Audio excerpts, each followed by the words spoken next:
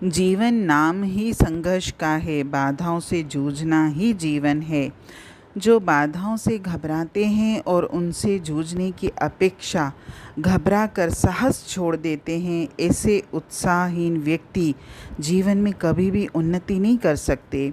और इसके विपरीत जो बाधाओं में भी संघर्ष करते रहते हैं और बाधाओं से कभी घबराते नहीं हैं, वे ही अपनी मंजिल पर पहुंचने में सफल होते हैं।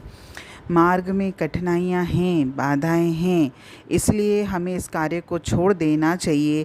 ऐसी दुर्बल भावना को कभी भी हृदय में नहीं लाना चाहिए और जितना शीघ्र हो सके निकाल देना चाहिए अपने मन से ये बात कि मैं ये कार्य नहीं कर पाऊँगा और मैं ये कार्य नहीं कर सकता।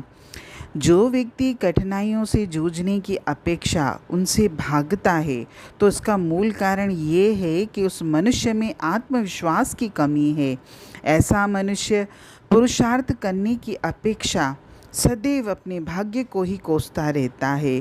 किंतु उसे ये बात सदैव याद रखनी चाहिए कि भाग्य भी सदैव पुरुषार्थी मनुष्य का ही साथ देता है। भाग्य पर भरोसा करके हाथ पर हाथ धरकर बैठ जाने वाला व्यक्ति जीवन में कभी भी आगे नहीं बढ़ सकता।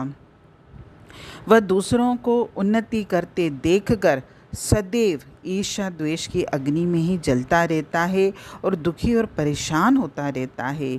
इसीलिए मनुष्य को भाग्य पर आश्रित न रहकर सदैव कर्तव्य परायण होकर आगे बढ़ने का प्रयास करना चाहिए।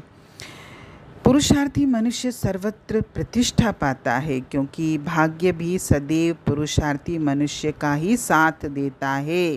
परंतु जो अकर्मण्य हैं, जो काम नहीं करते, जो कुछ करना नहीं चाहते, वह अपने पथ से भ्रष्ट होकर असहनीय दुख पाते हैं।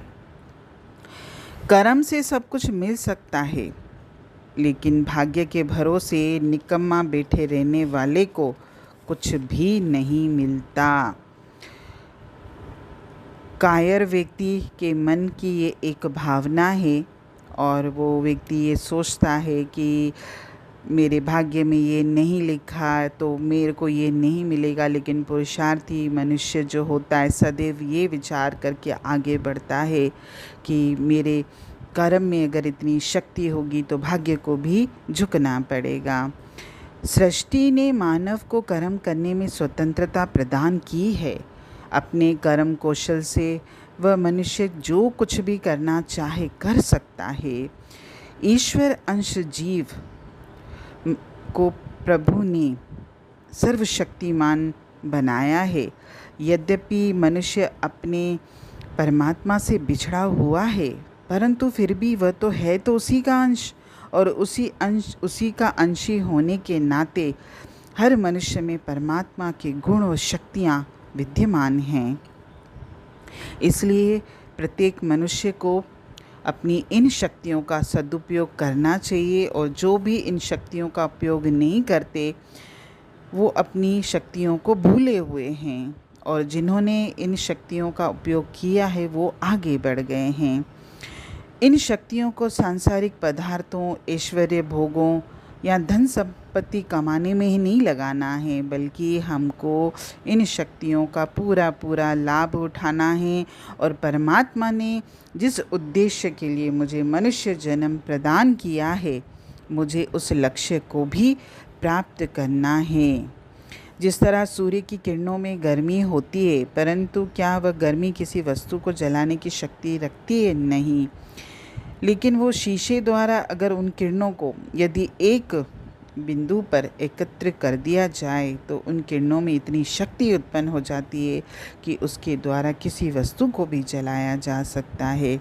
इसलिए मनुष्य को भी ये सदैव याद रखना चाहिए कि उसे उच्च उद्देश्य को प्राप्त करना है। मार्ग में कठिनाइयाँ आती हैं तो बिल्कुल आएँ, उन कठिनाइयों से हमको नहीं घबराना है।